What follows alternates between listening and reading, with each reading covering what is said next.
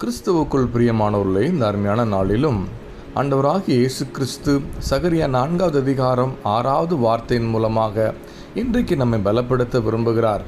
வேத வசனப்படியாக சொல்கிறது, செருபாபேலுக்கு சொல்லப்படுகிற கர்த்தருடைய வார்த்தை என்னவென்றால், பலத்தினாலும் அல்ல பராக்கிரமத்தினாலும் அல்ல, என்னுடைய ஆவியினாலே ஆகும் என்று சேனைகளின் கர்த்தர் சொல்லுகிறார்.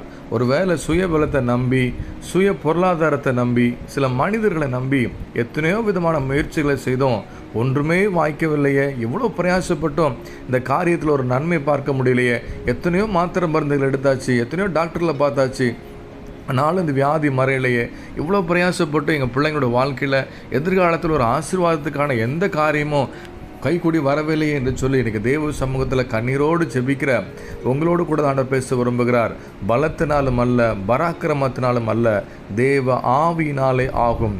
ஆவியானவரை துக்கப்படுத்தி விட்டு நாம் ஆசீர்வாதத்தை எதிர்பார்ப்பது நல்லதல்ல. இன்றைக்கி ஒருவேளை நம்முடைய வாழ்க்கையை ஆராய்ந்து பார்த்து எந்தெந்த காரியத்திலெல்லாம் ஆவியானவர் துக்கப்படுத்தி கொண்டிருக்கிறோம் என்பதை ஆராய்ந்து அறிந்து தேவ சமூகத்தில் ஒப்பு கொடுத்து மணந்துருவோம். ஏன்னா இன்றைக்கு ஆண்டவர் நமக்கு கொடுக்குற வாக்கு தத்துவம் பலத்தினாலும் அல்ல பராக்கிரமத்தினாலும் அல்ல, அவருடைய ஆவியினாலே ஆகும்.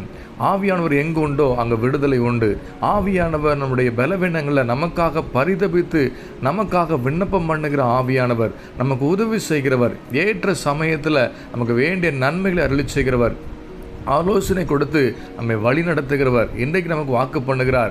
சுயபலத்தை நம்பி சோர்ந்து போயிருக்கிறியா, மனிதர்களை நம்பி ஏமாந்து போயிருக்கிறியா, இன்றைக்கி நான் உனக்கு உதவி செய்கிறேன் என்று சொல்லி தான் இந்த வார்த்தை கொண்டு இன்றைக்கி நம்மோடு கூட பேசி கொண்டிருக்கிறார். இந்த வார்த்தையை விசுவாசித்த ஆண்டவரே, இனிமேல் சுயபலத்தை நம்பி இல்லை ஆண்டவரே, எந்த மனிதர்களை நம்பியும் போக மாட்டேன், என்னுடைய பொருளாதாரத்தை நம்பி எந்த காரியத்தையும் செய்ய மாட்டேன், உண்மை துக்கப்படுத்தின காரியத்தில் மன்னிங்க, பரிசுத்தமுள்ள வாழ்க்கை வாழ இன்றைக்கி நான் ஒப்பு கொடுக்குறேன், நீங்கள் மாத்திரம் தான் எனக்கு உதவி செய்யணும், உடைய ஆவினால் எல்லாம் ஆகும் என்று சொல்லி விசுவாசித்து இந்த வார்த்தை அறிக்கை பண்ணி ஜெபிக்கிறேன்னு சொல்லி ஒப்பு கொடுப்போம். ஆனால் இன்றைக்கி எந்தெந்த காரியத்தில் நம் தடையாக உணர்ந்து கொண்டு இருக்கிறோமோ ஒவ்வொரு காரியத்தையும் தேவ ஆவியான தடைகளை நீக்கி போட்டு நம்மை வாழ வைத்து சமாதானத்தினாலும் சந்தோஷத்தினாலும் தேவனுடைய வாக்குத்தத்தை நிறைவினாலும் நம்மை கனப்படுத்த அவர் உண்மையும் வல்லமையுள்ளவராக இருக்கிற அந்த வார்த்தை விசுவாசித்து தேவ சமூகத்தில் ஒப்பு கொடுப்போமா. நல்ல தகப்பனே, இந்த அருமையான கால வேலைக்கு நன்றி செலுத்துகிறோம். சுயபலத்தை நம்பி இல்லை ஆண்டவரே, எங்கள் சுய பொருளாதாரத்தை நம்பி இல்லைப்பா, எந்த மனிதர்களை நம்பி நாங்கள் ஜெபிக்கல ஆண்டவரே, உண்மையே நம்பி ஜெபிக்கிறோம். பலத்தினாலும் அல்ல பராக்கிரமத்தினால் அல்ல, தேவ ஆவினாலே ஆகும் என்ற வார்த்தையின்படி எல்லா தடைப்பட்ட வாசல்களையும் கர்த்தர் திறப்பீராக. எத்தனை நாட்களாயிருந்தாலும் கர்த்தர் விடுதலை அருளி செய்வீராக, நன்மை காண கர்த்தர் உதவி செய்வீராக. வார்த்தை அறிக்கை பண்ணி விசுவாசத்தோடு ஒப்பு கொடுத்த பிள்ளைங்க வாழ்க்கையில் கர்த்தர் சாட்சியாக நிறுத்தி ஆசீர்வதிக்க வேண்டுமாய் இயேசு நாமத்தில் ஜெபிக்கிறோம் நல்லருமை பிதாவே, ஆமேன்.